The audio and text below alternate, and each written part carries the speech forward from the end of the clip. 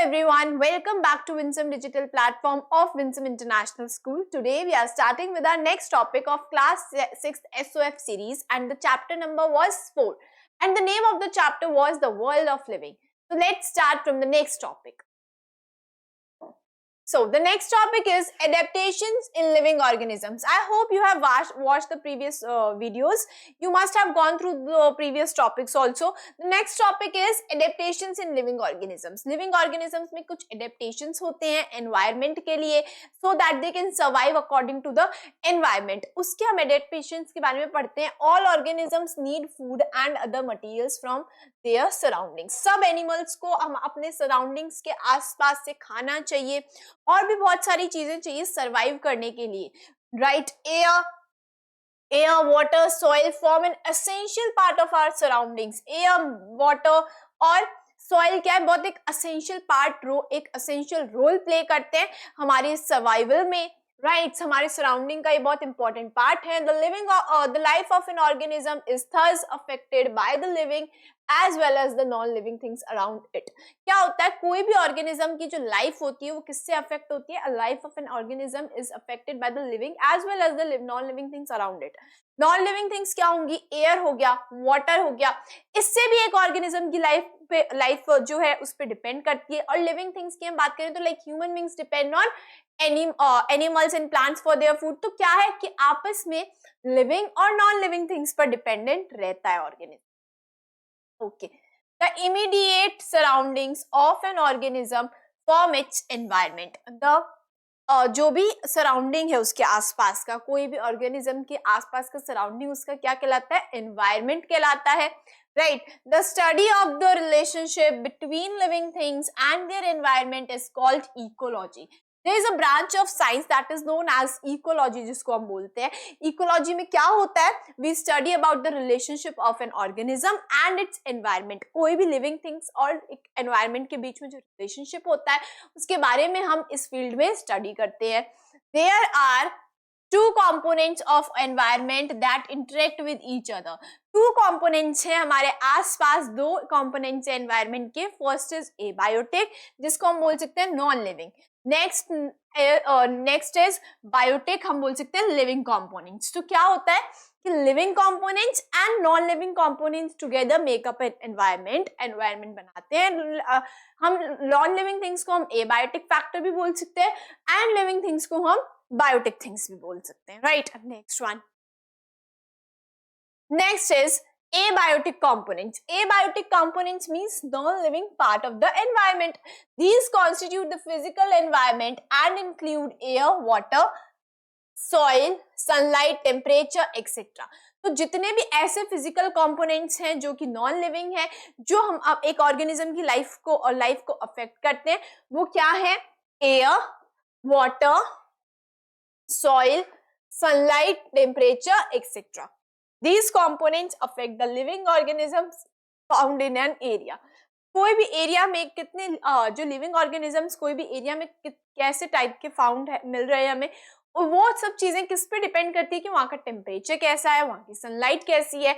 यानी कि that means environment के एबायोटिक फैक्टर्स पे डिपेंड करता है.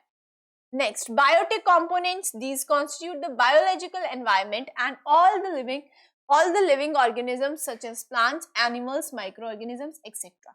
अब बायोटिक फैक्टर्स में, बायोटिक कंपोनेंट्स में कौन से होंगे?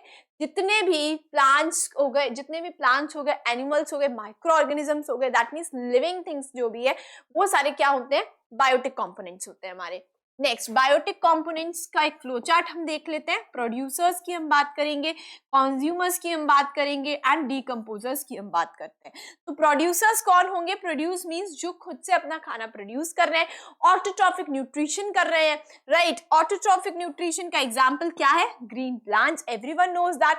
कंज्यूमर्स मींस जो कंज्यूम कर रहे हैं, human beings, animals that depend on green plants for their food are known as consumers, which can be also known as heterotrophic nutrition. Heterotrophic nutrition हम बोल सकते हैं. That means the organism depends on directly or indirectly, the organism depends on plants for their food. That is heterotrophic nutrition. Now next is decomposers. Saprophytic nutrition, example bacteria and fungi. Decomposers होते हैं कुछ, saprophytic nutrition होता है जिसमें हम बोल सकते हैं कि bacteria and fungi are the best example. हम कंज्यूमर्स की अगर बात करें तो consumers are divided into two portions, that is primary and secondary. Primary की हम अगर बात कर ले, प्राइमरी कंज्यूमर्स क्या होंगे? हर्बीवोर्स। हर्बीवोर्स क्या है? प्राइमरी कंज्यूमर्स हैं जो कि सिर्फ क्या खाते हैं? प्लांट्स खाते हैं। These are primary consumers. Secondary consumers की हम बात करेंगे तो secondary consumers are carnivores. Carnivores क्या करते हैं? वो सिर्फ वो प्लांट्स को नहीं खाते हैं, they depend on other animals, they prey they prey, right. तो वो प्रे करते हैं और वो फ्लैश ईटिंग एनिमल्स होते हैं, दीज आर कार्निवोर्स। तो secondary consumers are carnivores, primary consumers are herbivores. See primary consumer हमने किस बेसिस पे बोला कि प्राइमरी कंज्यूमर्स हमने इसलिए बोला because they directly depend on plants for their nutrition. जो प्राइमरी कंज्यूमर्स है वो डायरेक्टली प्लांट्स पर डिपेंड कर रहे हैं अपने न्यूट्रिशन के लिए, राइट। बट ऐसा इन केस अगर मैं सेकेंडरी कंज्यूमर्स की बात करूं तो सेकेंडरी कंज्यूमर्स में ऐसा नहीं हो रहा। सेकेंडरी कंज्यूमर्स में क्या हो रहा है? सेकेंडरी कंज्यूमर्स जो है कार्निवोर्स है, they don't directly depend on plants for their nutrition. वो डायरेक्टली प्लांट्स पर तो डिपेंड नहीं कर रहे हैं। वो for example deer is a herbivore, वो क्या है? प्राइमरी कंज्यूमर है। तो प्राइमरी कंज्यूमर होगा क्या कि कोई भी प्लांट है या प्रोड्यूसर हम बोल सकते हैं, फॉर एग्जाम्पल हम बोल सकते हैं प्लांट है या फिर प्रोड्यूसर है। Wait, see the thing is what you need to understand is कि हम अगर बात करें कि प्रोड्यूसर्स की हम बात कर लेते हैं कि जो प्लांट है, फॉर एग्जाम्पल एनी प्लांट और I can say the producer. तो प्रोड्यूसर पे डायरेक्टली डिपेंडेंट कौन है? प्लांट को डायरेक्टली कौन खा लेगा? हर्बीवोर खा लेगा, राइट। तो I can say that primary consumer, plant पे डायरेक्टली कौन डिपेंडेंट है? Primary consumer. Now see secondary consumer क्या होते हैं? कार्निवोर्स होते हैं, they do not eat plants directly, लेकिन वो क्या करेंगे? वो प्राइमरी कंज्यूमर को खा लेंगे, फॉर एग्जाम्पल डियर, राइट। तो यहाँ पे अगर मैं प्लांट की बात करूं, अगर मैं यहाँ पे बोलूं कि कोई प्लांट है वो डियर ने खा लिया and deer is a primary consumer, deer primary consumer है, राइट। तो प्राइमरी कंज्यूमर को कौन खा लेता है? Secondary consumer. So secondary consumers do not directly depend on plants for their nutrition, they indirectly depend on plants for their nutrition. Okay, I hope you got this. तो हम बोल सकते हैं ना कि प्लांट को डियर ने खाया, डियर को लायन ने खा लिया, and lion is a secondary consumer, right? So क्या हुआ? Deer directly depends on plants for their nutrition. So we can say primary consumers directly depend on plants for their nutrition, but on the other hand secondary consumers indirectly depend on plants for their nutrition.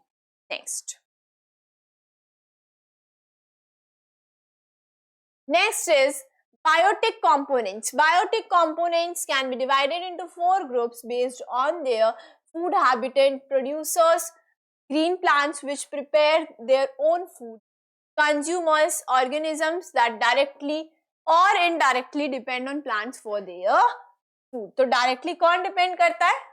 Primary consumers, and indirectly secondary consumers. Same thing is written here, example elephant, deer, lion, tiger. तो इसमें elephant और dear तो हमारे क्या हो जाएंगे? Primary consumers, lion and tiger are secondary consumer.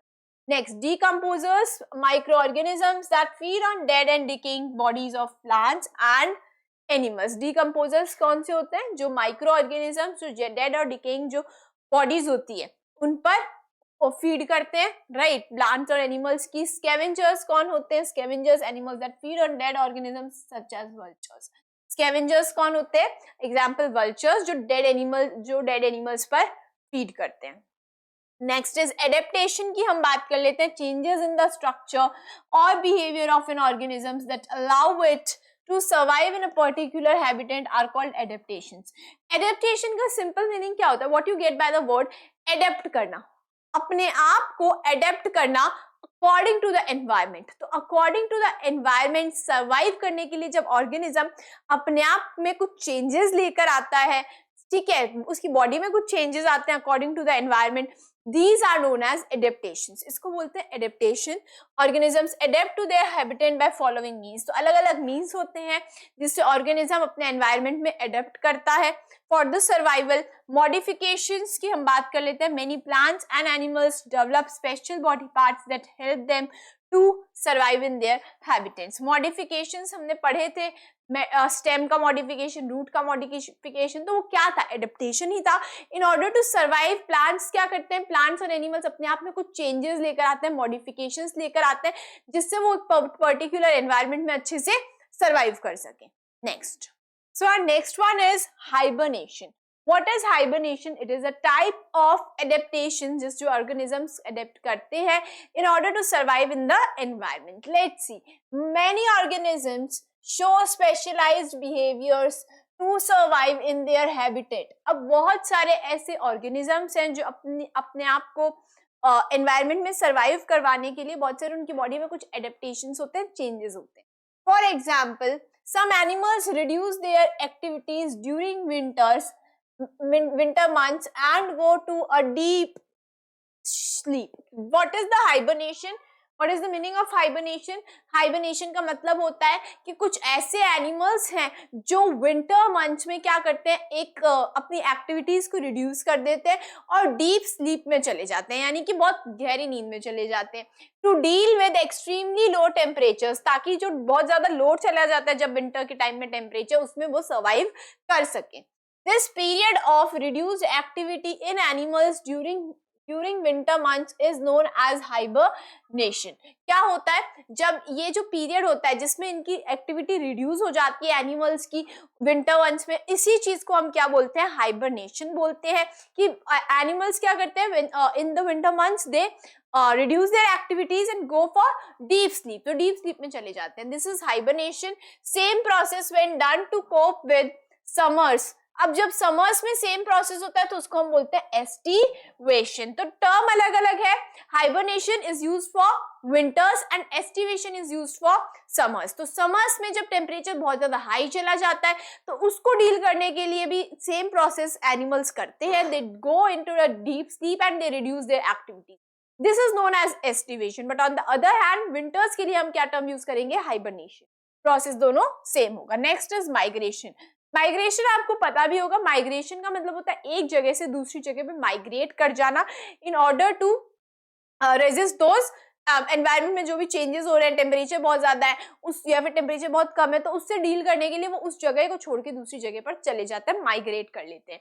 Certain animals, example some birds and fish, move from one region to another in response to climatic changes. क्या होता है? कुछ ऐसे एनिमल्स हैं जो क्या करते हैं? माइग्रेशन कर लेते हैं, एक जगह से दूसरी जगह पर चले जाते हैं। Some birds and fishes, कुछ बर्ड्स और फिशेज है, move from one region to another in response to climatic changes. एक जगह से दूसरी जगह पे चले जाते हैं क्लाइमेटिक चेंजेस की वजह से। The seasonal mass movement of animals from one region to another in search of food or to escape harsh weather conditions is called migration. What is migration? Migration क्या है?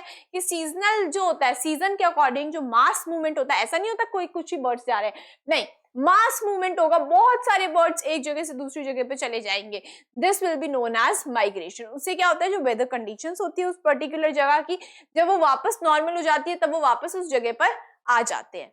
Next, habitat. A habitat is a place in the environment where an organism lives and grows naturally. Habitat क्या होता है? कोई भी animal का, कोई भी ऑर्गेनिज्म की ऐसी जगह जहां पे वो नेचुरली ग्रो होता है, अपने आप ग्रो होता है, अपने आप रहता है, ठीक है। Habitat means a dwelling place. Habitat a home. Habitat का मतलब है खुद का घर, अ ड्वेलिंग प्लेस, जहां पे कोई भी ऑर्गेनिज्म अपने आप रहेगा और अपने आप ग्रो करेगा। It provides food, shelter, proper weather conditions such as heat, rainfall etcetera to survive, breed and flourish. अब क्या होता है? बिकॉज उसका वो नेचुरली कोई भी ऑर्गेनिज्म है वो वहीं पे ग्रो हो रहा है या फिर वो वहीं पे रहता है, तो वहां की जो वेदर कंडीशंस होती है वो उसके लिए सूटेबल होती है, राइट। वहां पे उसको फूड मिल रहा होता है, वहां पे उसको शेल्टर मिल रहा होता है और जो वेदर कंडीशंस होती है वो भी बहुत सूटेबल होती है। वेदर कंडीशंस का क्या मतलब है? सनलाइट क्या है, हीट कितनी है, गर्मी कितनी है, रेनफॉल कितनी है, और वो आराम से वहां पे सर्वाइव कर पाता है, ब्रीड कर पाता है, राइट, रिप्रोड्यूस कर पाता है और फ्लरिश और ग्रो हो पाता है। For example the habitat of camel and cactus is the dry sandy desert. अब अगर हम बात करें कैक्टस की, कैमल की, तो इनकी हैबिटेट क्या है?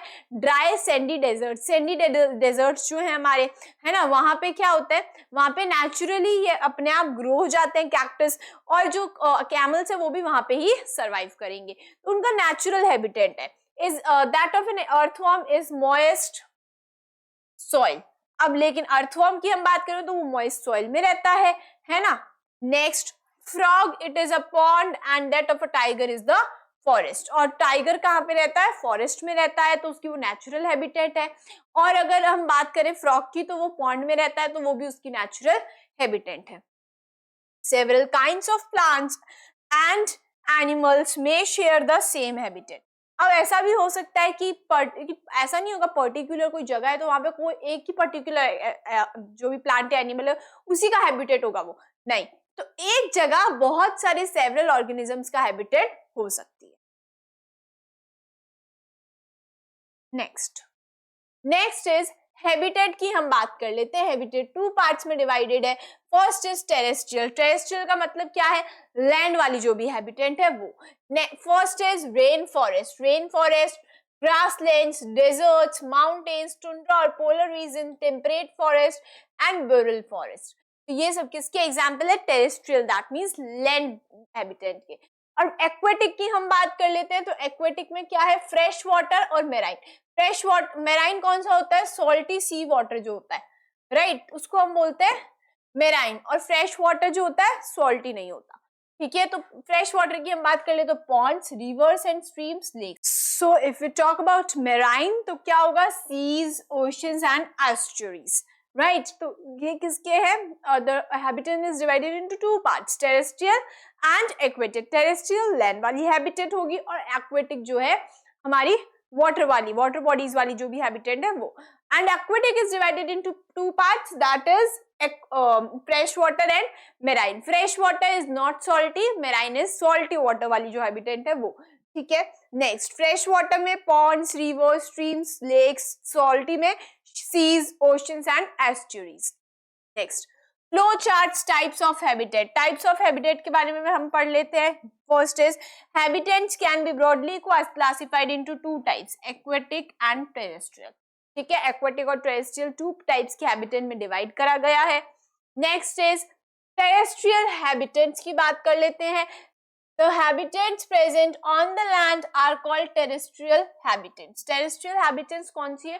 जो लैंड पर habitats है उनको हम बोलते हैं terrestrial animals that live most of the time on trees are called arboreal animals. Arboreal animals कौन से होते हैं?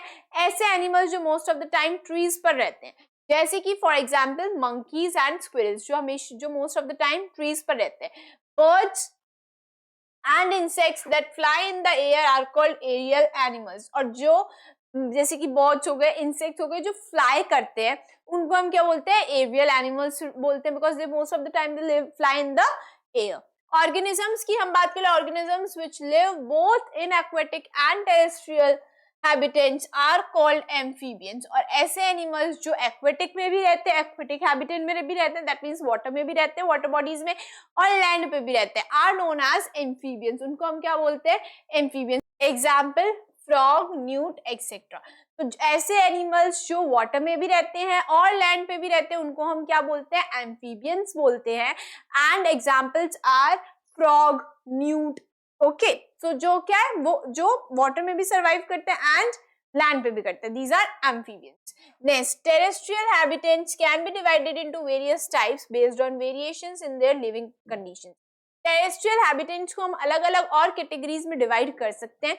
बेस क्या होगा हमारा? Variations in living conditions. Living conditions में जैसे वेरिएशंस आती है उसके अकॉर्डिंग हम टेरेस्ट्रियल एनिमल्स को और पार्ट्स में भी डिवाइड कर सकते हैं। Let's see, rain forest habitat.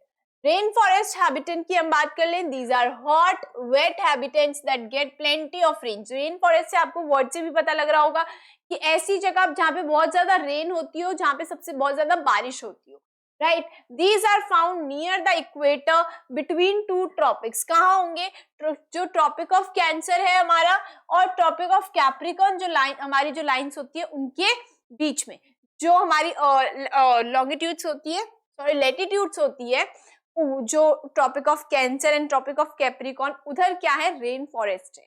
Okay, are also known as tropical forest. Rain forest को और क्या बोला जाता है, tropical forest. You can get by the word. हमारे इंडिया में हम बात करें तो ट्रॉपिकल फॉरेस्ट है, राइट.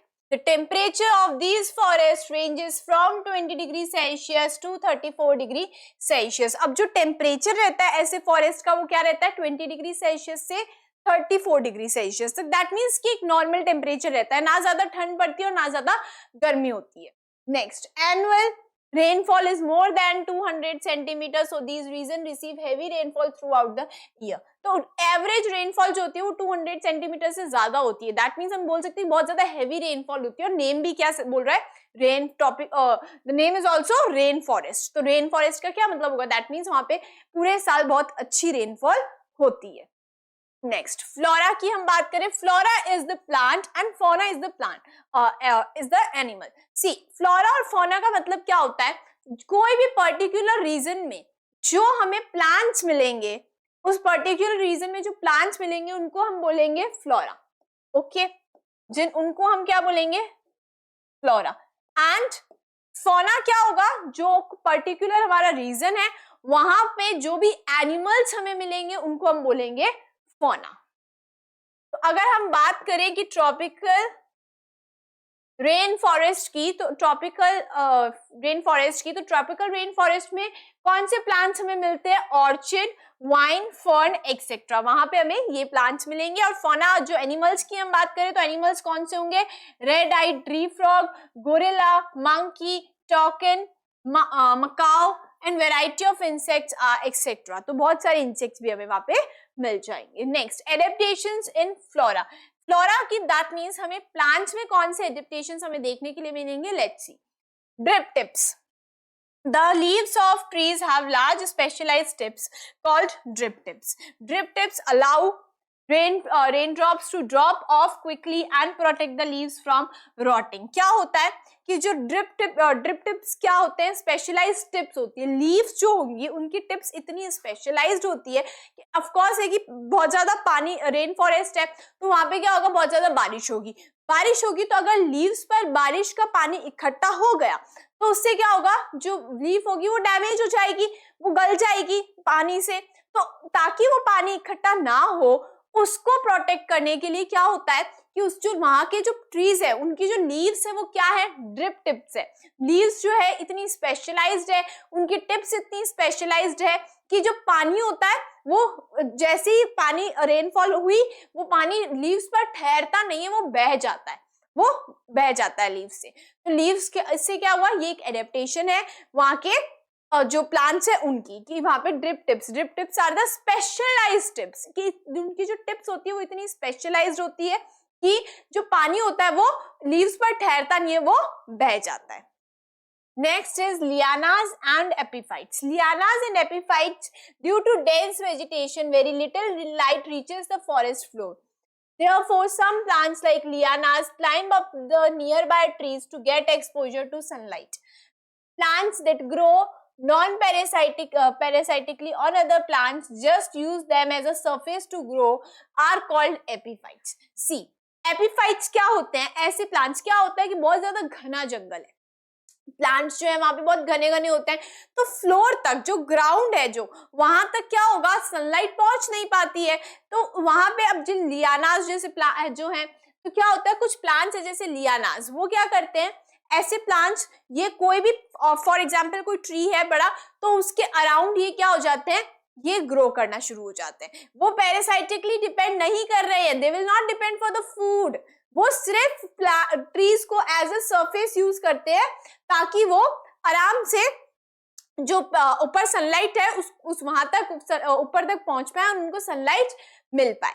तो इनको ऐसे प्लांट्स को हम क्या बोलते हैं, एपिफाइट्स बोलते हैं. Okay, next one, they help the plants to get access upper areas with abundant sunlight. तो इससे क्या होता है, एपिफाइट्स क्या करते हैं कि कोई भी प्लांट को पैरासिटिकली यूज नहीं कर रहे हैं, they will not depend for the other factors, they will only use the trees for as a surface to grow, कि उनको ऊपर ताकि वो ऊपर जो अपर वाले सरफेस है वहां तक पहुंच पाए और वो सनलाइट को भी ले पाए.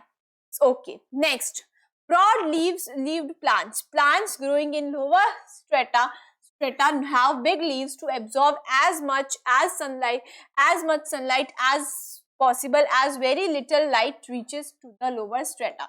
क्या होता है कि जो ब्रॉड लीव्स होते हैं, जो लोअर स्ट्रेटा में, जो नीचे थोड़े प्लांट्स जो छोटे छोटे होते हैं, उनकी लीव्स बहुत ज्यादा ब्रॉड होती है, दैट मीन्स सरफेस एरिया बहुत ज्यादा होता है। उससे क्या होता है, जितनी सनलाइट वो ले पाए ताकि सनलाइट उनको ज्यादा से ज्यादा मिल पाए। तो ब्रॉड लीव्स होती है, जो प्लांट्स नीचे लोअर स्ट्रेटा पे होते हैं, दैट मीन्स ग्राउंड से ज्यादा ऊपर नहीं होते हैं, उनकी जो लीव्स होती है वो बहुत ज्यादा ब्रॉड होती है। Next is adaptations in fauna.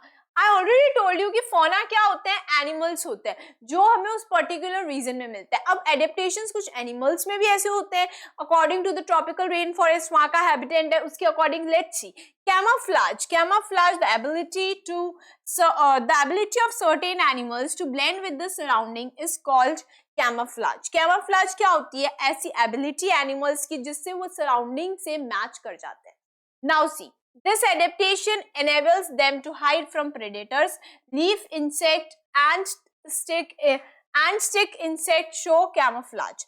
अब कुछ ऐसे क्या होते हैं, लीफ इंसेक्ट जो हो गए, कुछ स्टिक इंसेक्ट्स हो गए। लीफ इंसेक्ट्स का क्या मतलब है, ऐसे इंसेक्ट जो लीव्स पर रहते हैं, दैट मीन्स कि जो पत्ते होते हैं पेड़ के उन पर रहते हैं, या फिर वो किसी चीज से स्टिक होकर चिपक कर रहते हैं। तो उनके पास एक एबिलिटी होती है कि जो फॉर एग्जाम्पल लीव्स जो है वो कैसे ग्रीन कलर की है, उनकी बॉडी का कलर भी क्या हो जाता है, ग्रीन हो जाता है, सो दैट प्रेडेटर्स को वो दिखे ना और वो आराम से वहां पे सर्वाइव कर पाए। तो कैमोफ्लेज क्या एबिलिटी है कि अपने आप को according to the environment insects क्या करते हैं, चेंज कर सकते हैं। They have this ability of camouflage and उससे क्या होता है कि जो लीफ पर जो इंसेक्ट्स रहते हैं वो ग्रीन कलर के ही होंगे, ठीक है, और स्टिक इंसेक्ट्स है तो उनका कलर जिस सरफेस पर वो रह रहे हैं वैसा कलर हो जाता है। तो दैट इज द एबिलिटी जिससे क्या होता है कि वो प्रेडेटर से बच के रहते हैं। Next is mimicry. Some organisms superficially resemble some other organisms. This phenomena is called mimicry. You can also get by the word. Mimicry का क्या मतलब होना, सेम होना। तो कुछ एनिमल्स क्या होते हैं वो दूसरे ऑर्गेनिज्म से डिट्टो एकदम सेम लगते हैं, ठीक है। तो we can't the other organisms are not able to identify between both of them. तो क्या होता है, कुछ ऑर्गेनिजम्स एकदम सेम होते हैं, सुपरफिशियली दूसरे एनिमल से मैच कर रहे होते हैं, ठीक है, तो रिजेंबल कर रहे होते हैं। तो ये भी एक एडेप्टेशन है and this adaptation is known as mimicry. Okay, the competition for food is very high. जो फूड के लिए कंपटीशन होता है वो बहुत हाई रहता है। सी, जो अब हमने क्या पढ़ा था कि रेन फॉरेस्ट का जो हैबिटेट होता है वो कैसा होता है, और वहां पे जो फूड के लिए कंपटीशन होता है वो भी बहुत हाई होता है। There is huge variety of animals found in rainforest because वहाँ पे बहुत सारी वेराइटी होती है एनिमल्स की, बहुत सारे एनिमल्स, अलग अलग टाइप के एनिमल्स प्रेजेंट होते हैं, तो फूड के लिए बहुत ज्यादा कंपटीशन रहता है रेन फॉरेस्ट में। Many animals are adapted by learning to eat a particular food that is eaten by no other animal. कुछ एनिमल्स ने अपने आप को इस तरीके से एडप्ट किया है कि वो एक पर्टिकुलर फूड ही खाते हैं, वो पर्टिकुलर खाना ही वो खाते हैं जो कि कोई और अदर एनिमल नहीं खाता है। तो उनको कोई कंपटीशन की उनके साथ कोई कंपटीशन नहीं होता है, कोई कंपटीशन नहीं होता। दैट मीन्स क्या होगा कि कोई कंपटीशन नहीं है, तो एनिमल्स जो होते हैं वो उस पर्टिकुलर, एक कोई भी एनिमल है तो उस पर्टिकुलर खाने को ही खा रहा है, कोई और खा नहीं रहा, तो देयर इज नो कंपटीशन। तो इस तरीके से एडेप्टेशन कर लिया एनिमल्स ने कि वो एक पर्टिकुलर खाने को ही खाते हैं सो दैट कोई कंपटीशन ना हो और उनको खाना आराम से अपना मिल जाए। Next is grassland habitat. As you can get by the word grassland habitat, grassland यानी कि ग्रास होगी वहां पे बहुत ज्यादा, ठीक है। The habitat is dominated by grasses, जब grasses बहुत ज्यादा होती है, and other herbs, और अलग अलग herbs भी होते हैं।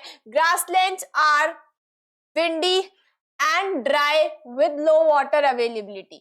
जो grasslands होते हैं वो कैसे होते हैं, windy, हवाएं बहुत अच्छी चलती है, dry होते हैं, and with low water availability, जो water होता है वो बहुत कम available होता है। Temperature ranges between 20 degree celsius to 30 degree celsius. एक नॉर्मल टेम्परेचर रहता है 20 डिग्री से 30 डिग्री सेल्सियस के बीच में। Now, the annual rainfall varies between 50 centimeter to between 50 centimeter and 90 centimeter. 50 centimetre और 90 सेंटीमीटर के लगभग बीच में जो है रेनफॉल वहां पर होती है। But as you can see कि वहां पे जब हमने रेन फॉरेस्ट की बात करी थी तो रेन फॉरेस्ट में रेनफॉल बहुत ज्यादा होती थी, इट वाज अबाउट 200 सेंटीमीटर। तो लेकिन ग्रासलैंड्स में क्या है, 50 सेंटीमीटर टू 90 सेंटीमीटर रहती है। फ्लोरा, फ्लोरा क्या होगा, प्लांट्स जो अवेलेबल होते हैं, grasses and herbs, as you can get by the word also. Grassland तो ग्रासेस तो ऑफ कोर्स होगी वहां पे फ्लोरा में, एंड हर्ब्स भी होते हैं। देन फौना की हम बात करें, deer, buffaloes, elephant, zebras, gazelle, lion, foxes, giraffes etcetera, ये सारे जो एनिमल्स हैं वहां पे हमें मिल जाते हैं। Next, adaptations in flora, flora में क्या क्या एडेप्टेशंस हैं, यानी कि प्लांट्स ने अपने आप को किस तरीके से एडेप्ट किया एनवायरनमेंट के लिए, let's see. So flexible stalks होती है, prevent breaking in windy condition as flexible stalks can bend easily. जो स्टॉक होती है प्लांट्स की, जो स्टॉक होती है वो बहुत फ्लेक्सिबल होती है वहां के प्लांट्स में, ग्रासलैंड में। व्हाई? बिकॉज उससे क्या होगा कि जब विंडी, एज वी ऑलरेडी की वहां पे हवाएं बहुत ज्यादा चलती है, तो उससे क्या होता है कि फ्लेक्सिबल होती है, तो उससे वो ब्रेक नहीं होती है, स्टॉक जो है वो ब्रेक नहीं होती जब हवा ज्यादा तेज चलती है तो। और ये एडेप्टेशन जो है फ्लोरा में वहां के देखी जाती है। Next is strong roots, roots बहुत ज्यादा स्ट्रॉन्ग होंगी एज बहुत ज्यादा विंड्स वहां पे चलती है, विंडी होता है एनवायरनमेंट, तो जो रूट्स है वो बहुत ज्यादा स्ट्रॉन्ग होती है। Prevent uprooting of roots by wind. Next, narrow और tiny leaves help to reduce water loss, water वहां पे कम अवेलेबल होता है, इसलिए जो लीव्स होती है वो नैरो छोटी होती है और टाइनी छोटी छोटी होती है, उससे क्या होता है वाटर लॉस को जो प्रिवेंट करा जा सकता है। ट्रांसपीरेशन से जो वाटर जो हमारा वापस लीव्स में क्या होता है, ट्रांसपीरेशन का प्रोसेस होता है, तो उसमें क्या होता है जो वाटर होता है वो अब वाटर वेपर में कन्वर्ट होके स्टोमेटा से बाहर निकल जाता है, तो उसको प्रिवेंट करने के लिए लीव्स बहुत छोटी होती है और वाटर का लॉस कम होता है। Next, deep and long roots, roots जो होंगी वो बहुत डीप होंगी और लॉन्ग होंगी। Next, root extend deep into the soil to absorb much water as possible, roots जो है वो डीप होती है और लॉन्ग होती है, तो बहुत ज्यादा जितना भी सॉइल में वाटर होता है उसको आराम से वो एब्जॉर्ब कर पाती है। This also prevents grazing animals from pulling the roots out. अब क्या होता है, ग्रेजिंग एनिमल्स तो खा लेते हैं, तो ग्रेजिंग एनिमल्स को भी ये क्या करता है, प्रिवेंट करता है, सो दैट ग्रेजिंग एनिमल्स जो है अपरूट ना कर दे उसको, रूट के साथ उस प्लांट्स को निकालना। Long roots of the acacia tree allow it to access water that is deep in the ground. अब अकेशिया जो ट्री होता है वो उसकी लॉन्ग रूट्स होती है वो बहुत लॉन्ग होती है, तो जो डीप ग्राउंड में जो वाटर अवेलेबल होगा वो उसको भी एब्जॉर्ब कर लेता है। एडेप्टेशंस इन फौना में देख लेते हैं कि फौना में एनिमल्स में क्या क्या एडेप्टेशंस है। एडेप्टेशंस इन कार्निवोर्स और प्रेडेटर्स, प्रेडेटर्स यानी कि जो कार्निवोर्स जो शिकार करते हैं। The adaptive feature of a lion is that it help it to survive in a grassland are as. तो अब क्या होता है, कोई भी लायन है वो आराम से ग्रासलैंड में सर्वाइव कर पाए, तो उसमें क्या एडेप्टेशंस है, let's see. The skin is light brown in color or patchy to hide in dry grasslands while hunting for prey. Camouflage, camouflage में क्या होता है कि अब जो स्किन का कलर है जो लायन का वो क्या होता है, लाइट ब्राउन कलर का होता है, तो उससे क्या होता है जब वो ड्राई ग्रासलैंड में छिपता है प्रे करने के लिए, शिकार करने के लिए, जब वो ड्राई ग्रासलैंड में ग्रासेस के बीच में छुपता है, तो ऐसा जो दूसरा एनिमल होता है उसको ये नहीं लगता कि वहां पे कोई लायन है, और ऐसा ही लगता है कि कोई ग्रासेस है। ओके, तो इससे क्या होता है वो एनवायरमेंट के लगभग एनवायरमेंट जैसा ही हमें देखने को मिल रहा है, right. Next, they have long and strong cause in front legs that can be withdrawn inside their toes. अब क्या होता है, उनके जो पैर होते हैं उसके आगे क्लॉज होते हैं, पंजे जो होते हैं वो उनको क्या कर सकते हैं, विड्रॉ भी कर सकते हैं, अपने टोज के अंदर विड्रॉ कर सकते हैं, ये उनके पास प्रॉपर्टी होती है। This helps them to creep up to their prey without making a sound while hunting. तो hunting करते वक्त बिल्कुल भी साउंड नहीं आता है, क्लॉज बिकॉज वो अंदर की तरफ ले लेते हैं, उससे कोई भी साउंड नहीं आता है, एंड वो आराम से प्रे कर पाते हैं। They have eyes in front of their faces. This helps them to give a correct idea about the location of their prey. क्या होता है, जो प्रे की लोकेशन है उनकी जो आईज होती है वो एकदम फ्रंट में होती है, आंखें जो होती है वो फ्रंट में होती है फेस के, तो एक्यूरेट उन्हें आइडिया लग जाता है कि हमारा प्रे कहां पर है। Let's see the next one. Next is adaptations in grazing animals और हर्बीवोर्स। अब हम हर्बीवोर्स भी तो होते हैं वहां पे कुछ, है ना, तो उनमें क्या एडेप्टेशंस है, let's see. The adaptive feature of a deer that help it to survive in a grassland and protect itself from predator animals are as follows. अब क्या होगा, जो डियर है, डियर को अपने आप को प्रोटेक्ट करना है ना, प्रेडेटर से बचना है उसको, तो उसके अंदर क्या क्या एडेप्टेशंस आई है इसके related, let's see. They have strong flat teeth for chewing and cutting hard plants. उनके पास जो आगे के जो टीथ होते हैं उनके वो कैसे होते हैं, चू और कटिंग हार्ड प्लांट्स को फ्लैट होते हैं, स्ट्रॉन्ग होते हैं, फ्लैट होते हैं, जिससे वो आराम से हार्ड प्लांट्स को कट भी कर लेते हैं और चू भी कर लेते हैं. They have long ears to detect the sound of movement of predator. उनके जो ईयर्स होते हैं, you can see in the picture also, these are so long, बड़े बड़े ईयर्स होते हैं जिससे वो आराम से प्रेडेटर की आवाज को पहचान जाते हैं. They have eyes on the side of their head. लेकिन उनकी आईज, जैसे हमने देखा कि फ्रंट में जो लायन की आईज है वो फ्रंट में है, डियर की आईज जो होती है वो साइड में होती है. तो साइड में क्यों होती है आईज, उसकी हेड, जो उनका हेड होता है उसकी साइड में होती है. This is the head and the eyes are on the side. This enables them to look in all directions for danger. तो ये इससे आराम से चारों तरफ आसपास का जो डेंजर होता है उसको आराम से देख पाते हैं. They have strong and long legs to run very fast. Legs आप देख रहे हो, these are strong and long. तो इससे क्या होता है, बहुत जल्दी से ही भाग सकते हैं. The speed of the deers help them to run away from predators. अब क्या होता है, predator से बचने के लिए, भागने के लिए उनके ये legs बहुत उनको help करते हैं. Next is desert habitat. Desert means कि क्या होगा, रेगिस्तान. हमारे राजस्थान में क्या है, डेजर्ट हैबिटेट है ना. So let's see, desert are the areas that receive very little rainfall. सबसे ज्यादा बारिश रेन फॉरेस्ट में होती है, सबसे कम हम देखें तो कहाँ पे होती है, डेजर्ट में होती है. So in hot deserts day time temperature in summer can reach above 50 degree Celsius. अब क्या होगा, डे टाइम में 50 डिग्री सेल्सियस से भी ज्यादा टेम्परेचर चला जाता है. कहाँ पे, डेजर्ट्स में. डे टाइम में जब बहुत ज्यादा गर्मी पड़ रही होती है तो 50 डिग्री सेल्सियस तक जो है टेम्परेचर पहुंच जाता है. And at night the temperature can drop down to 0 degree celsius और इवन लेस. अब क्या होता है कि जब ठंड हो रही होती है, बहुत ज्यादा ठंड होती है, तब क्या होता है, टेम्परेचर रात के टाइम 0 डिग्री सेल्सियस से भी कम में चला जाता है. Okay. Annual rainfall is less than 25 centimetre. Annual rainfall बहुत कम होती है तो 25 सेंटीमीटर से भी कम रहती है. Sahara, Kalahari, Thar are some deserts. Thar desert is in Rajasthan, Jaisalmer के पास है Thar desert, right. Sahara desert है, और कौन सा है, कलाहारी डेजर्ट. ये सारे जो डेजर्ट्स है ये एग्जाम्पल्स हैं हमारे डेजर्ट हैबिटेट की. नेक्स्ट, फ्लोरा की हम बात कर लेते हैं. वहां के plants, cactus, date palm, acacia, ये सारे प्लांट्स वहां पे होते हैं. और फोना की अगर एनिमल्स की बात करें तो camels, kangaroo rats, rattle snakes, gila monster, ये सारे एनिमल्स जो है हमें वहां पे देखने को मिल जाते हैं. Adaptations in flora of desert और जीरोफाइट्स. जीरोफाइट्स जो होते हैं, अब वो क्या होते हैं, वहां के जो फ्लोरा, वहां के जो प्लांट्स होते हैं, डेजर्ट के जो प्लांट्स होते हैं उनको हम क्या बोलते हैं, जेरोफाइट्स बोलते हैं उनको हम, राइट. तो वहां के जो प्लांट्स में ऐसी क्या एडेप्टेशंस हुई है देख लेते हैं. See, most of the desert plants have long roots to absorb water from deeper layers. तो रूट्स जो होगी वो बहुत लंबी होगी ताकि वो डीप में से पानी को एब्जॉर्ब कर पाए, राइट.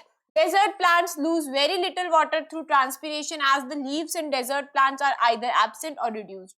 जो लिटिल ट्रांसपिरेशन के थ्रू जो वाटर का लॉस होता है वो बहुत कम होता है, बिकॉज लीव्स या तो होती ही नहीं है या फिर बहुत छोटी छोटी होती है, और they are present in the form of spines, या फिर कांटों की. कैक्टस में एक एग्जांपल है, लीव्स किस में कन्वर्ट हो जाती है, स्पाइन में कन्वर्ट हो जाती है. तो ऐसी स्पाइन बन जाते हैं जैसे कैक्टस में होते हैं. That help in reducing the loss of water through transpiration. जिससे ट्रांसपिरेशन से जो वाटर का लॉस होता है उसको रिड्यूस करा जा सकता है. Some desert plants such as cactus have fleshy stems to store water. अब कुछ ऐसे प्लांट्स होते हैं जैसे कि कैक्टस हो गया, इनकी कैक्टस की जो स्टेम होती है वो बहुत फ्लैशी स्टेम होती है जिसमें वो वाटर को स्टोर करके रखते हैं. Next, the stem is green and prepares food by photosynthesis. क्या होता है, जो स्टेम होती है वो ग्रीन होती है. You can see in this one, stem कैसी है, ग्रीन है. और क्या करती है स्टेम, ही क्या काम करती है, वाटर को स्टोर करके भी रखेगी और फोटोसिंथेसिस का वर्क भी करेगी stem. This stem and leaves of some plants are covered with a thick waxy layer. क्या होता है, जो स्टेम होती है और लीव्स होती है कुछ प्लांट्स की, वो एक थिक वैक्स जैसी लेयर से कवर्ड रहती है, which helps to retain water and prevents water loss. जिससे क्या होता है, वाटर को रिटेन करके रखा जाता है और वाटर की लॉस को भी बचाया जाता है. Next, you can see in the picture of this cactus, ये cactus plant है. You can see जो leaves है वो क्या बन चुकी है, स्पाइन बन चुकी है. You can see ना, स्पाइन आपको दिख रहे होंगे, स्पाइन बन चुकी है. ठीक है, इससे, और ये जो स्टेम है, ये जो ग्रीन वाली जो पार्ट है, दिस इज द स्टेम. तो स्टेम क्या है, ग्रीन है, फोटोसिंथेसिस का वर्क कर रही है, बिकॉज लीव्स तो स्पाइन बन गई, तो फोटोसिंथेसिस का वर्क अब कौन कर रहा है, स्टेम कर रही है. वाटर को स्टोर करने का वर्क कौन कर रहा है, स्टेम कर रही है.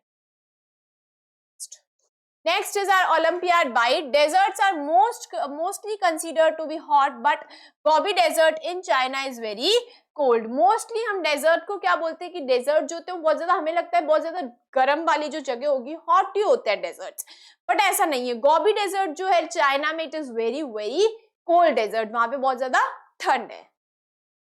So you have to remember this thing that the question can directly be formed from here. यहाँ से एकदम directly आपका question बन सकता है कि which desert is cold, कौन सा ऐसा desert है जो cold है. Mostly deserts are hot, right? But give which of these desert is cold, has a cold environment. तो कहाँ पे cold environment है, Gobi Desert in China. Let's see the next one. Next is adaptations in fauna. Fauna means animals में क्या adaptation है वहाँ पे देख लेते हैं. Many desert animals and insects stay in deep underground burrows during the day to escape from heat. कुछ ऐसे desert animals हैं, insects हैं जो burrow यानी कि खड्डे बना के उसके अंदर रहते हैं ताकि वो heat से बच सके. Next, kangaroo rat is a desert animal that does not drink water. Kangaroo red जो है एक ऐसा डेजर्ट एनिमल है जो कभी पानी पीता ही नहीं है. It gets all the water it needs from its food, mostly seeds. वो सीड्स को खाता है और सीड्स से जो वाटर होता है वो उसको मिल जाता है जितना उसको नीडेड होता है, तो वो पानी कभी नहीं पीता. It fulfils it's water requirement by metabolic water that is produced by oxidation of food. अब जो फूड का ऑक्सीडेशन जो हमारी बॉडी में होता है, एनिमल्स में भी फूड का ऑक्सीडेशन होता है, उससे जो वाटर बनता है, जो प्रिपेयर होता है, तो बॉडी अपने आप मेटाबॉलिक वाटर जो है प्रिपेयर कर देती है, बट एज डायरेक्टली वो कोई पानी नहीं पीता है. Next, camel is also well adapted to desert conditions and is called as the ship of the desert. हमें पता है ship of the desert is कौन है, कैमल है. तो कैमल भी बहुत अच्छे से adapted है desert environment के लिए. It shows various adaptations to survive in desert conditions. These are as follows. बहुत सारे adaptations हैं कैमल में जो कि किस तरीके से बने हुए हैं ताकि वो अच्छे से desert में survive कर पाए. It has long legs which keeps its body away from the heat of the sand and broad feet which help in walking on the sand without sinking in it. अब क्या होता है, पैर बहुत लंबे होते हैं, आपने देखा होगा कैमल के, उससे क्या होता है जो सैंड में जो गर्मी होती है ना, उससे वो अपनी बॉडी को बचा के रख सकता है. और जो लेग्स होते हैं, जो पैर होते हैं, वो कैसे होते हैं, ब्रॉड होते हैं, आगे से ब्रॉड फीट होते हैं. वाई, बिकॉज ब्रॉड फीट से जो उसके पैर है वो सैंड में सिंक नहीं होते हैं इससे. The hump at the back stores fat and acts as a food reserve. अब जो hump होती है, जो पीछे जो बनी हुई होती है, वो क्या एक्ट करती है, वो क्या करती है, फूड को स्टोर करने का, फैट को स्टोर करने का वर्क करती है.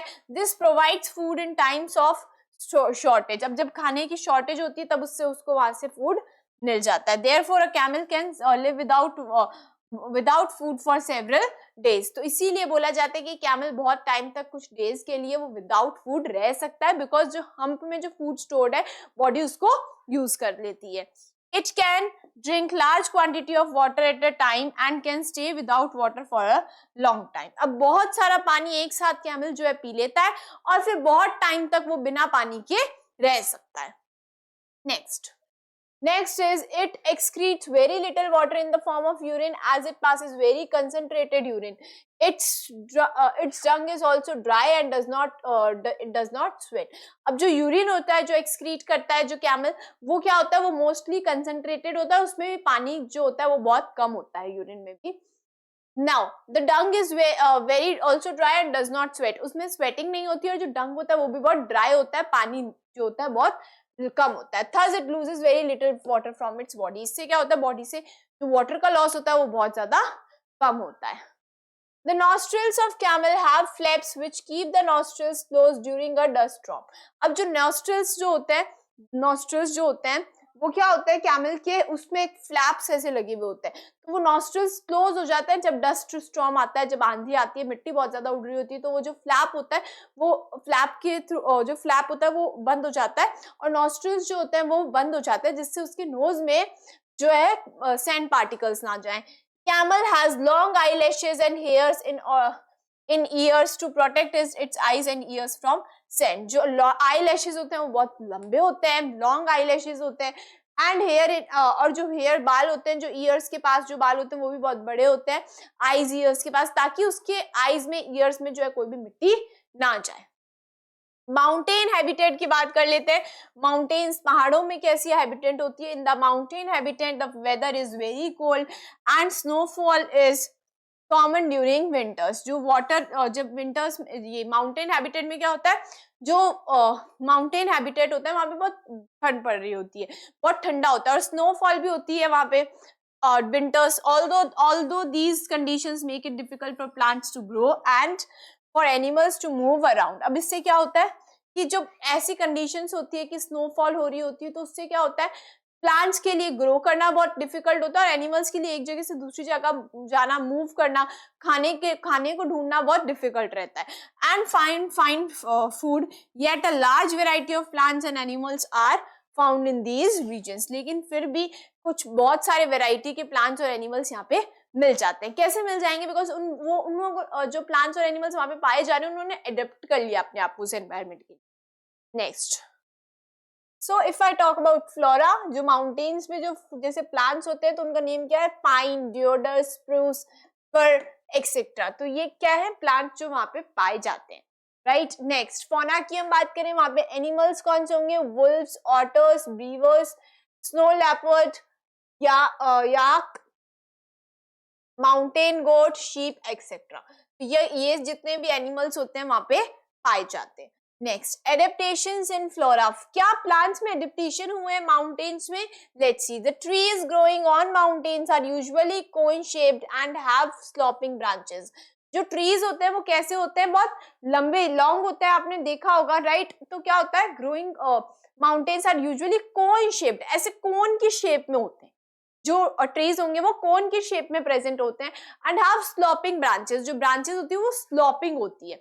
Right. This shape of trees makes the snow to slide off easily without damaging the plant parts such as branch and leaves. इससे क्या होता है, जो भी plants में क्या होगा, बिकॉज उनके जो स्लोपिंग ब्रांचेस है तो स्नो उसकी सरफेस पे टिक नहीं पाती है और आराम से स्लाइड हो जाती है. Okay.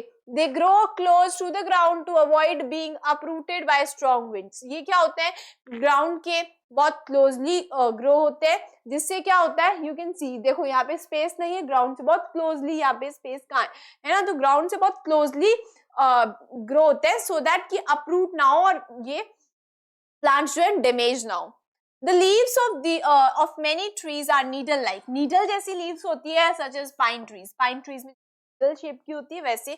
This helps the rain water and snow to slide off easily. जिससे क्या होता है, रेन वाटर और जो स्नो होती है वो आराम से स्लाइड ऑफ हो जाती है.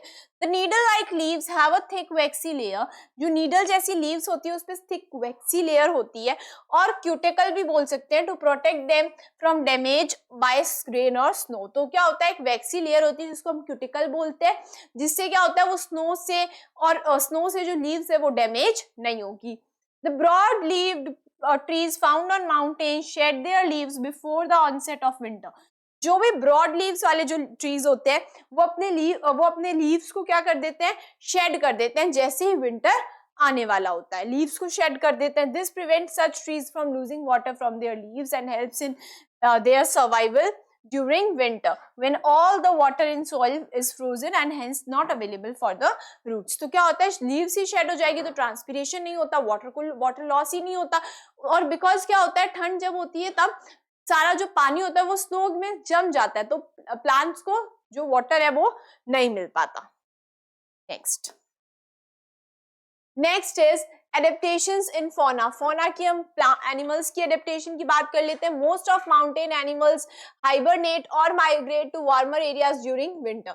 हमने पढ़ा था हाइबरनेशन करते हैं यानी कि लॉन्ग स्लीप में चले जाते हैं या फिर माइग्रेशन कर लेते हैं, एक जगह से दूसरी जगह पर चले जाते हैं। तो ये वहां पे क्या होता है, बहुत ज्यादा ठंड पड़ रही होती है तो वो दूसरी जगह पे या तो माइग्रेट कर जाते हैं या फिर क्या होता है कि वो हाइबरनेट कर जाते हैं, सो जाते हैं, लंबी लॉन्ग स्लीप में चले जाते हैं। some animals such as yaks have thick hair on their bodies to keep the body warm। क्या होता है, बॉडीज कुछ एनिमल्स है जैसे याक, तो उनकी बॉडी पे बहुत ज्यादा थिक लेयर होती है हेयर्स की, जिससे उनकी बॉडी को गर्म रहती है, उनकी वार्म रहती है। Yak's mouth is adapted for grazing on a variety of plants. Large chest and lungs are adaptations to low oxygen levels in the mountains. क्या होता है, जो याक की हम अगर बात करें तो जो माउथ होता है वो इस तरीके से एडेप्टेड होता है कि वो बहुत सारे वेराइटी ऑफ प्लांट्स को ग्रेज कर लेता है। ऑल्सो द लार्ज चेस्ट, जो चेस्ट होती है वो बहुत लार्ज होती है, और लंग्स भी इस तरीके से एडेप्टेड होते हैं बिकॉज माउंटेन्स पर ऑक्सीजन लेवल कम होता है तो उनके लंग्स बड़े होते हैं, और लंग्स जो है वो बड़े होते हैं और चेस्ट भी बड़ी होती है ताकि वो आराम से ऑक्सीजन को ले पाए। Now they use their horns and hooves to break ice on the ground and graze on the grass beneath। ये क्या करते हैं, अपने हॉर्न्स को और हूव्स को इस तरीके से यूज करते हैं कि वो आइस को ब्रेक करने के लिए यूज करते हैं, यानी कि तोड़ने के लिए। And graze on the grass beneath, अब जो नीचे ग्रास होती है उस पे वो खा लेते हैं, उस पे फीड कर लेते हैं एंड ग्रेज कर लेते हैं। Snow leopards have thick fur on their bodies to protect them from cold। अब जो कोल्ड से बचने के लिए जो स्नो लेपर्ड्स की हम अगर बात करें तो उनके पास क्या होता है, बहुत फर की एक लेयर होती है जिससे वो ठंड से बच के रहते हैं। Mountain goats have strong hooves that they use to move up and down in the rocky terrain. क्या होता है, माउंटेन गोट्स जो होती है उनके पास क्या होता है, वो ऊपर नीचे चलने के लिए, रॉक्स पे चलने के लिए उनके जो हूव्स होते हैं वो इस तरीके से अडेप्टेड होते हैं कि वो आराम से मूव कर लेते हैं। टुंड्रा और पोलर हैबिटेट। टुंड्रा और पोलर हैबिटेट की बात करें तो tundra habitat is always covered with snow। mountain habitat and tundra habitat are different। mountain में क्या होता है, winters में snow होती है, बट टुंड्रा हैबिटेट की हम बात करें तो पूरे टाइम वहां पे स्नो ही रहती है, स्नो से ही कवर्ड रहता है। so this region is very cold and dry, यानी कि ड्राई होता है और बहुत ज्यादा ठंड होती है। The vegetation is very scanty and in the form of some grasses। vegetation बहुत कम होती है और grasses की फॉर्म में होती है।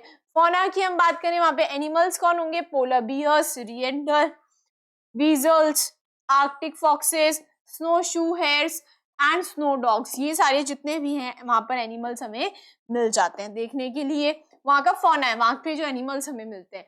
Next, adaptations in fauna. Fauna की में क्या क्या एडेप्टेशंस है? See polar bear has some adaptations to survive in polar region. Polar bear की आप देख सकते हो, this is the polar bear. Polar bear क्या होता है, इस तरीके से एडेप्टेड होता है कि वो आराम से टुंड्रा रीजन में, पोलर रीजन में रह पाता है।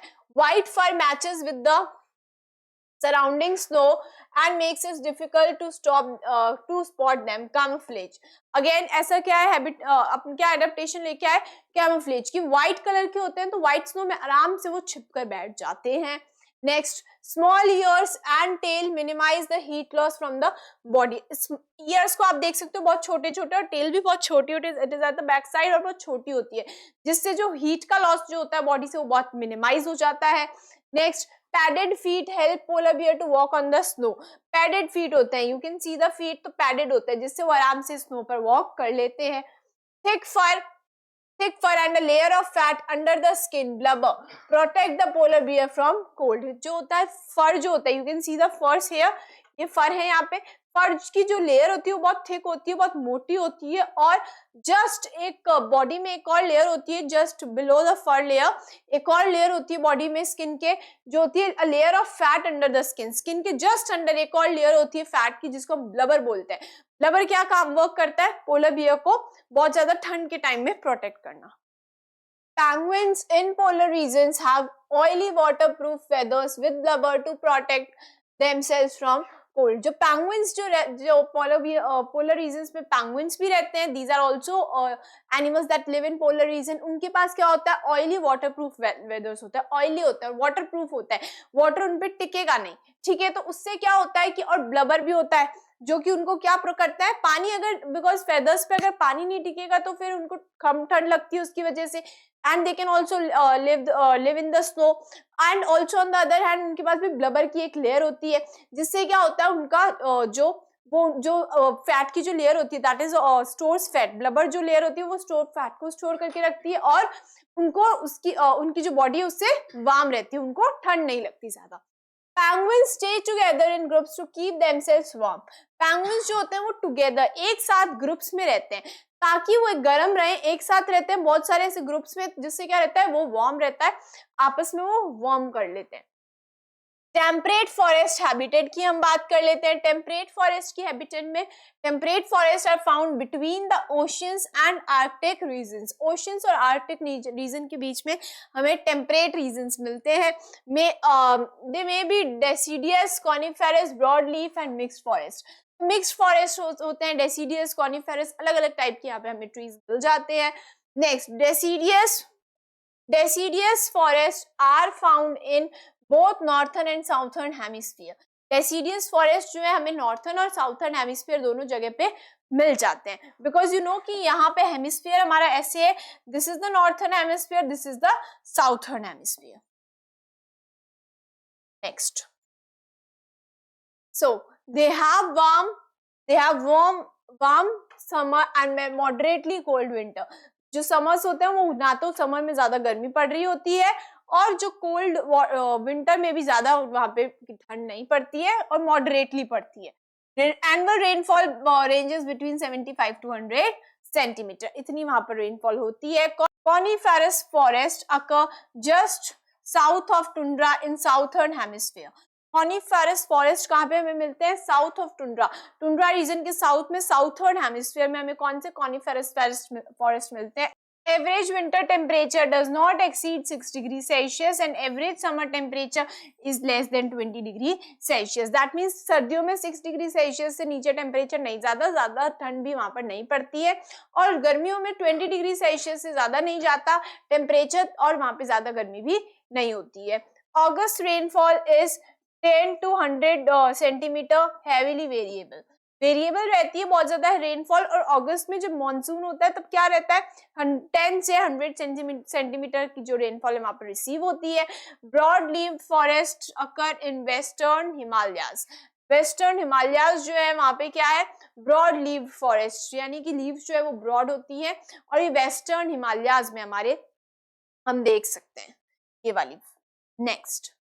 Next is flora. फ्लोरा की बात कर लेते हैं, तो वहां पे कैसे, pine, fir, spruce, oak, elm, birch, maple, ये सारे जितने भी हैं हमें यहाँ पे फ्लोरा के प्लांट्स मिल जाते हैं। फौना की बात करें तो फॉक्स है, opossums, squirrels, bobcat, black bear etcetera, तो ये सारे वहां पे एनिमल्स हमें मिल जाते हैं। Adaptations in flora. फ्लोरा में कुछ एडेप्टेशंस है, let's see. Trees of deciduous forest have thin broad leaves that allow them to easily capture sunlight which is required for making food.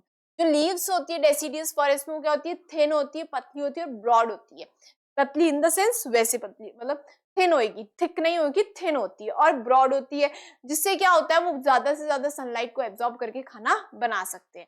Trees shed their leaves during winter as broad leaves are not able to bear the freezing winter. अब जो trees होते हैं वो क्या कर लेते हैं, अपनी उनकी जो लीव्स होती है वो शेड हो जाती है विंटर्स में, बिकॉज जो लीव्स है लीव्स शेड हो जाती है, because broad leaves are not able to bear the, जो वहां पे ठंड पड़ती है उसमें वो फ्रीज हो जाती है और वो बियर नहीं कर पाती, and can get damage easily, जिससे क्या हो सकता है लीव्स डैमेज भी हो सकती है। तो विंटर्स में जो ट्रीज है वो अपनी लीव्स को शेड कर देते हैं। Adaptations in fauna. एनिमल्स में क्या एडेप्टेशंस है, many animals such as squirrels, chipmunks gather food during summer and store it for winter when the food is scarce। तो क्या होता है जब फूड की कमी होती है विंटर्स में, या फिर वो फूड की सर्च में कहीं जा नहीं सकते, तो उस केस में अगर दो हम एनिमल्स की बात करें, स्क्विरल्स एंड चिपमंक्स, स्क्विरल्स और चिपमंक्स क्या करते हैं, फूड को स्टोर करके रख लेते हैं। कब स्टोर करके रख लेते हैं, वो गर्मियों में इस फूड को स्टोर करके रख लेते हैं और विंटर्स में उसी फूड को यूज करते रहते हैं।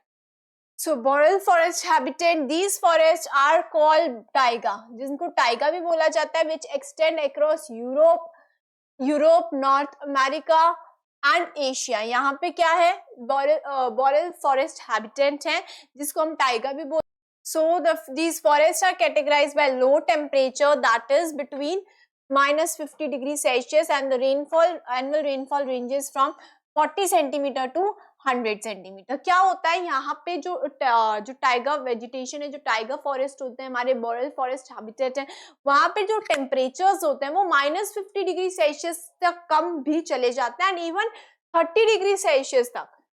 इवन जो समर्स की अगर हम बात करें अगर, तो वहां पे सर्दियों में -50 डिग्री सेल्सियस तक टेम्परेचर पहुंच जाता है। और अगर and if I talk about range, जो रेंज रहती है, तो ठंड में तो क्या होगा, -50 डिग्री सेल्सियस तक चला जाता है टेम्परेचर, और गर्मियों में अगर समर्स जब होते हैं तो 30 डिग्री सेल्सियस तक पहुंच जाता है। तो बहुत वेरिएबल रहता है टेम्परेचर भी, और एनुअल रेनफॉल जो वहां पे होगी वो 40 सेंटीमीटर टू 100 सेंटीमीटर होती है। फ्लोरा की हम बात करें, पाइन, फर, स्प्रूस जो है वहां की फ्लोरा है। फौना की हम बात करें, wolf, lynx, reindeers, minks etcetera, these are the fauna. Adaptations in flora, flora में क्या क्या एडेप्टेशंस आइए, let's see. Trees have thick bark to protect against cold, गर्मियों में ठंड में जो प्रोटेक्ट करने के लिए कोल्ड में, तो ट्रीज जो होती है उनकी बार्क जो होती है वो बहुत थिक होती है, जिससे वो कोल्ड के अगेंस्ट अपने आप को प्रोटेक्ट कर पाते हैं।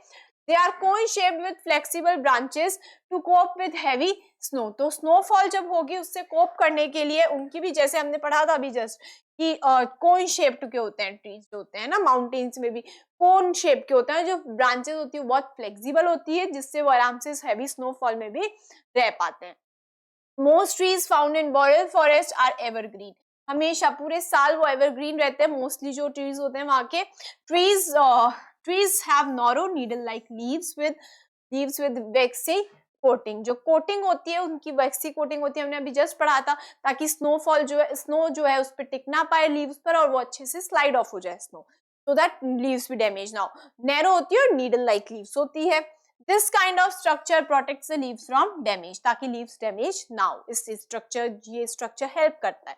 Next is our adaptations in fauna. Fauna में क्या क्या एडेप्टेशंस हुई है, Most floral animals migrate to warmer regions during winter. Some animals hibernate during winter months। तो ऐसा जब वहां पे बहुत ज्यादा ठंड पड़ रही होती है, टेम्परेचर माइनस में चला जाता है विंटर्स में, तब क्या होता है, एनिमल्स हाइबरनेट कर जाते हैं, दैट मीन्स लॉन्ग स्लीप पे चले जाते हैं, अदरवाइज वो माइग्रेट कर जाते हैं to other places. Okay, some animals have a thick layer of fur or feathers to protect themselves from cold। कुछ एनिमल्स के पास फर की और फेदर्स की बहुत ज्यादा थिक लेयर होती है, जिससे वो क्या होता है, कोल्ड के अगेंस्ट प्रोटेक्ट करती है वो लेयर उनको। एक्वेटिक हैबिटेट, यानी कि वाटर हैबिटेट की हम बात कर लेते हैं। The organisms living in water are called aquatic organisms। जो organisms वाटर में रहते हैं उनको हम aquatic organisms बोलते हैं, and their habitat is called aquatic habitat, और उनकी habitat को aquatic habitat बोला जाता है। It comprises all forms of water bodies on the planet। तो इस aquatic habitat में जितनी भी टाइप की water bodies है पूरे हमारे planet पे, वो सारी aquatic habitat में included है। It can be subdivided mainly into three types में हम इनको सब डिवाइड कर सकते हैं। First is fresh water habitat. These refer to lakes, rivers, ponds, streams. Example of organisms living in these habitats are fishes, water bugs and water lilies etc। तो fresh water habitat कौन कौन सी होती है, हमारी lakes हो गए, reverse हो गए, पॉन्ड्स हो गए, स्ट्रीम्स हो गए, ये क्या है, fresh water.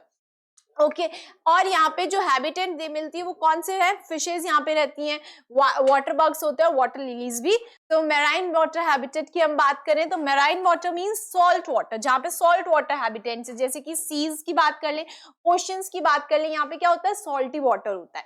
Examples of organisms living in marine habitats are whales, sharks, sea turtles, seaweeds। तो ये जितने भी होते हैं ये सारे मेराइन में रहते हैं, वहां की हैबिटेट है ये।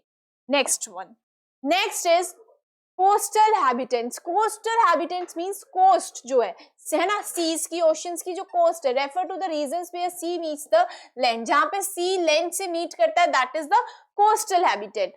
There are a variety of coastal habitats that support different types of living organisms. बहुत सारी वैरायटी है कोस्टल हैबिटेट की, राइट, जिस जो बहुत सारे ऑर्गेनिजम्स वहां पे रहते हैं.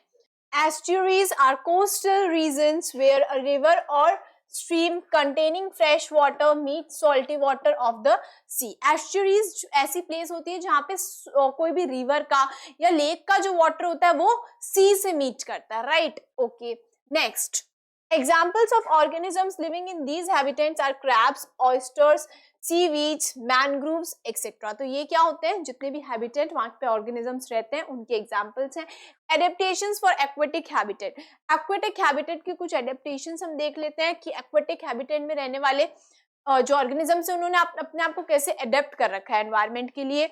In aquatic plants, stems are usually long and narrow to prevent the plants from being carried away with water currents. तो जो stems होती है वो बहुत लंबी होती है और narrow होती है, जिससे water के flow के साथ जो plants हैं वो भी flow ना करें. Stems have air spaces that allow plants to float in water. Stems के पास air space होता है जिससे plants जो है वो आराम से water में float कर लेते हैं. Leaves of aquatic plants such as lotus, water lily have a waxy covering which prevents them from rooting. जो plants, because वो पूरे टाइम वाटर में रहते हैं जैसे कि लोटस, वाटर लिली, तो इनमें क्या होता है, जो लीव्स होती है उस पे एक वैक्सी कोटिंग होती है जिससे लीव्स डैमेज नहीं होती है और रॉटिंग, सड़ने से भी बचाती है. Leaves of some plants are dissected to prevent tearing due to water currents. तो जो कुछ लीव्स होते हैं उनकी जो कुछ प्लांट्स की लीव्स जो होती है वो डाइसेक्टेड होती है इस तरीके से जिससे कि लीव्स जो है वो टीयर ना हो वाटर करंट की वजह से. Next is aquatic plants are generally divided into three types. Three types में divided है. Floating plants, as you can get by the words, that means float करेंगे. They are very light, बहुत light होते हैं, small to medium in size, बहुत छोटे होते हैं, small होते हैं या medium होते हैं size में और light होते हैं ताकि वो आराम से float कर पाए. Can float freely in ponds and lakes. Ponds और lakes में आराम से वो freely float कर सकते हैं. The roots of these plants are free floating and do not touch the soil. जो roots होती है वो free floating, आराम से float कर रही होती है, वो soil को touch नहीं करती है. Okay. They have stems with air pockets to help in floating. Air pockets होती है stems में जो कि floating में उनको help करती है. These plants give shelter to small animals. छोटे animals को shelter provide करते हैं ये plants. Some examples are duckweed, pistia, water hyacinth and water lettuce. तो ये examples हैं किसके, हमारे floating plants के. Mixed plants with floating leaves. अब कुछ mixed plants का मतलब है जो leaves है वो float करती है, पूरा plant float नहीं करता है. These plants are rooted in the soil at the bottom of the pond. Pond के bottom में ये rooted होते हैं soil में, but on the other hand जो leaves होती है वो float करती रहती है. Their leaves and flowers grow above the surface of the water. Water की surface के above grow करती है leaves और flowers जो होते हैं. Their roots are much reduced since the main function is to hold the plant in place. जो roots होती है वो बहुत reduced रहती है because जो main function क्या होता है कि plant को अच्छे से रखना soil में. They have hollow stem that have air spaces. Hollow stem होती है जिसमें air spaces भी present होते हैं. Next is the stems are flexible. Stems flexible होती है which bend with the flow of water. Water की flow के साथ bend हो जाती है, flexible होती है. They bear broad leaves which enable them to float. जो leaves होती है वो broad होती है जिससे आराम से वो float कर पाते हैं. Their stomata present only on the upper side of the leaves. Stomata सिर्फ upper side, leaves का जो सिर्फ upper वाला side होता है उसी पे stomata present होते हैं. Leaves are often coated with a waxy material to prevent rotting by water. तो same यही है कि जो leaves होती है वो भी क्या रहती है, waxy coating से covered रहती है ताकि rotting damage ना हो leaves water में. Some examples are lotus, nelumbo, water lily. Examples क्या है हमारे मिक्स्ड प्लांट के जो जिसकी सिर्फ लीव्स फ्लोट करती हैं. तो एग्जाम्पल्स आर लोटस. आपने लोटस देखा भी होगा, जनरली वो पॉन्ड के नीचे उसकी रूट्स फिक्स रहती है but the leaves and the flowers float on the water. And water lily. Submerged plants की हम बात कर लेते हैं. These plants are rooted in soil at the bottom of the pond and are completely submerged. Submerged plants क्या होते हैं, वो जो पॉन्ड होता है उसमें वाटर में पूरी तरीके से वो जो सॉइल होता है उसमें ग्रो होते हैं और वो सबमर्ज्ड रहते हैं, यानी पानी के अंदर ही होते हैं। Okay, the stems are flexible, stems flexible होती है, leaves are long and narrow, leaves क्या होती है, बहुत लॉन्ग होती है और नैरो होती है, और स्टेम्स फ्लेक्सिबल होती है। This adaptation helps to withstand water currents, जिससे क्या होता है, अब इससे जो स्टेम होती है वो फ्लेक्सिबल रहती है, लीव्स लॉन्ग और नैरो होती है। This adaptation helps to withstand water currents without getting damage. So leaves long और नैरो होती है, स्टेम्स फ्लेक्सिबल होती है, जिससे क्या होता है, वाटर करंट्स जो, जब वाटर करंट्स में प्लांट डैमेज नहीं होता है, अच्छे से रूट में सॉइल में फिक्स्ड रहता है। Stomata are absent in them. Stomata absent रहते हैं. They take in the dissolved oxygen in water through their body surface. Stomata नहीं होते हैं submerged plants में, वो अपनी body surface से ऑक्सीजन को ले लेते हैं. Some examples are Hydrilla, tape grass, Vaccinaria, Vallisneria. तो ये किसके एग्जाम्पल्स हैं, वेलिसनेरिया, टेप ग्रास को ही हम बोलते हैं. हाइड्रेला, ये सारे क्या है, सबमर्ज प्लांट है जो कि पूरी तरीके से वाटर के अंदर ही ग्रो होते हैं. Next is adaptations in fauna. Fauna animals की हम बात कर ले, फिशेस की हम अगर बात करें, they have a streamline body. Body streamline होती है, इस बॉडी को हम क्या बोलते हैं, स्ट्रीमलाइन बॉडी बोलते हैं. Which is narrow and slender in front. Front से क्या होती है, नैरो होती है और स्लेंडर होती है. This reduces friction in water. This reduces friction due to water and allows them to swim fast in water. अब क्या होता है, इससे वाटर में फ्रिक्शन को रिड्यूस करने में हेल्प करता है और अच्छे से स्विम कर पाती है वो वाटर में. The body of fish is covered with scales which make the body slippery. जो बॉडी होती है फिशेस की वो स्केल से कवर्ड रहती है, जिससे बॉडी क्या रहती है, स्लिपरी होती है बहुत. They have flat fins and tails that help them to swim and change direction in water. Flat fins होते हैं और उनके पास tails होती है, जिससे वो अच्छे से वाटर में डायरेक्शन को चेंज कर लेते हैं. They have gills for breathing in water. Gills के थ्रू फिशेस ब्रीथ करती है वाटर में. Adaptations in amphibians for aquatic life. Amphibians की हम बात करें, जो एम्फीबियंस वाटर में भी रहते हैं. Amphibians are the animals that live in water also and on the land also. तो वाटर में क्या एडेप्टेशन रहती है उनकी, amphibians like frogs, toads, salamanders can live on both land and water. Land और वाटर दोनों पर रह सकते हैं. When on land they breathe through their lungs. Lungs के थ्रू ब्रीथ करते हैं जब वो लैंड पर होते हैं. When in water they breathe through their moist skin. अब लेकिन वाटर में वो अपनी moist skin के थ्रू ब्रीथ करते हैं. Can even breathe through lungs in water if they keep their nose near the water surface. क्या होता है, ये lungs के थ्रू भी वाटर में ब्रीथ कर सकते हैं, लेकिन कब कर सकते हैं, जब ये अपनी नोज को वाटर के एकदम सरफेस के पास रखते हैं. Frogs have gills in the tadpole stage of development. Frogs के पास जो टेडपोल स्टेज जब होती है, फ्रॉग की जो टेडपोल स्टेज होती है, उसमें क्या होता है, गिल्स होता है. तो गिल्स के थ्रू ही टेडपोल स्टेज में वो ब्रीथ करता है. They have strong hind limbs or back legs for swimming and jumping. क्या होता है, हाइंड लिम्स जो होते हैं, दैट मीन्स बैक लेग्स जो होते हैं वो बहुत स्ट्रॉन्ग होते हैं, जिससे वो अच्छे से स्विम कर पाते हैं और जंप भी कर पाते हैं. They have webbed feet to help them swim in the water. Feet कैसे उनके होते हैं, डक्स के भी आपने देखे थे, webbed feet होते हैं उनके पास, जिससे वो अच्छे से स्विम कर सकते हैं वाटर में. So some sea animals such as dolphins and whales do not have gills to breathe under water. कुछ ऐसे एनिमल्स हैं जैसे कि डॉल्फिन्स और व्हेल्स, इनके पास गिल्स नहीं होते हैं वाटर में ब्रीथ करने के लिए. They have to come up to the water surface to breathe, but they can stay inside water without breathing for several minutes. तो क्या होता है कि इनको बाहर आना पड़ता है, बिकॉज गिल्स नहीं है इनके पास, तो इनको वाटर सरफेस के बाहर आना पड़ता है टू ब्रीथ. अब वो, लेकिन इनके पास ये कैपेसिटी होती है कि ये वाटर में सेवरल कुछ मिनट्स तक वो विदाउट ब्रीथिंग भी रह सकते हैं. They breathe through blow holes located on the upper surface of their head. Head के ऊपर अपर सरफेस पे उनके ब्लो होल्स प्रेजेंट होते हैं, जिससे वो ब्रीथ करते हैं. This enables them to breathe easily when they swim near the surface of water. जिससे क्या होता है, वाटर का जो सरफेस होता है उसके पास जब वो फ्लो करते हैं तब वो आराम से उसके थ्रू ब्रीथ कर लेते हैं. Next is acclimatisation. Adaptations are changes in an organism that take place over a long period of time in response to surrounding environment. Adaptations क्या है, organisms में जो ऐसे changes होते हैं जो कि एनवायरमेंट के रिलेटेड होते हैं ताकि वो एक एनवायरमेंट को लिए अडेप्ट कर पाए अपने आप को.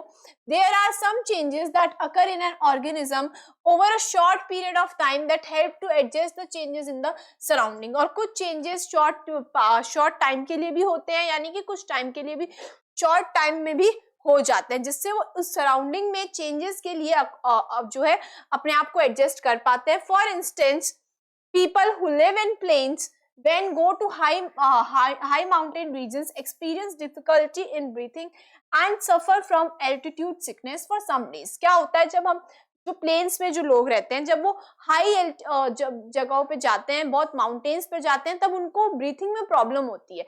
Why? Because उनको because क्या होता है कि एक्सपीरियंस करते हैं, बिकॉज ऑक्सीजन की कमी की वजह से वो एक्सपीरियंस करते हैं अपनी बॉडी में. इसको हम बोलते हैं एल्टीट्यूड सिकनेस. क्या बोलते हैं हम इसको? एल्टीट्यूड सिकनेस हम इसको बोलते हैं.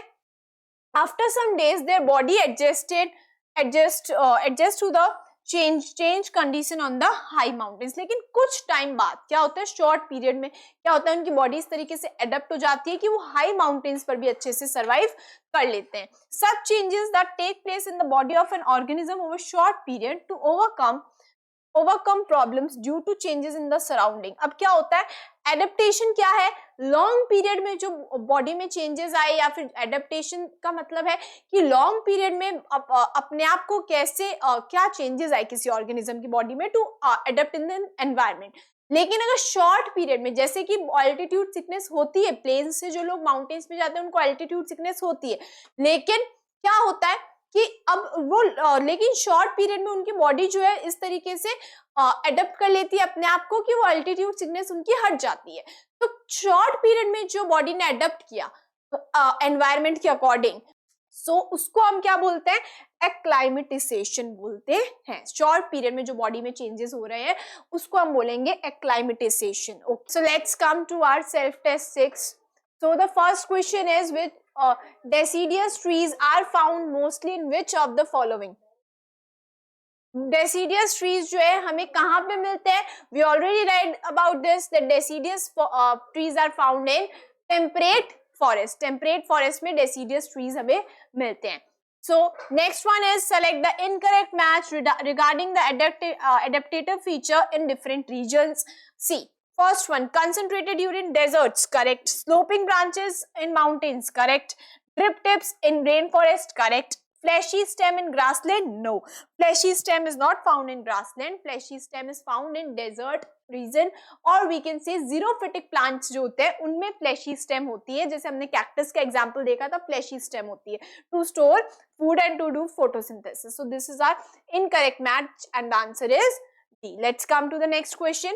Next is, which of the following is completely submerged aquatic plant? Completely submerged aquatic plant इनमें से कौन सा होगा हमारा? It is Vallisneria. Okay. Next one, hibernation is an adaptation for. Hibernation means कि long sleep में जब चले जाते हैं, है ना, तो वो किस में होता है, जो विंटर्स में करते हैं. तो विंटर्स में, और कौन सा हमारा, ब्राउन बियर हमारा होगा, बिकॉज ब्राउन बियर जो है लॉन्ग स्लीप में चला जाता है, हाइबरनेशन करता है जब विंटर्स के टाइम में. Okay, next one, which of the following is not found in rain forest? Rain forest में हमें क्या नहीं मिलेगा? ड्रिप टिप्स होती है, एपिफाइट्स, राइट, लियानास भी होते हैं, स्लोपिंग ब्रांचेस नहीं होती है. Sloping branches are found in sloping branches हमें रेन फॉरेस्ट में नहीं मिलेगी. स्लोपिंग ब्रांचेस हमें माउंटेन रीजन के जो प्लांट्स होते हैं जहाँ पे स्नोफॉल होती है वहां पे स्लोपिंग ब्रांचेस प्रेजेंट होती है. तो रेन फॉरेस्ट में स्लोपिंग ब्रांचेस नहीं होंगी. So the answer will be C. So here we complete our theory. So here we complete our theory of this chapter, including self tests also. In the next session we will do exercise portion. Till then, stay tuned for the next video. Thank you so much.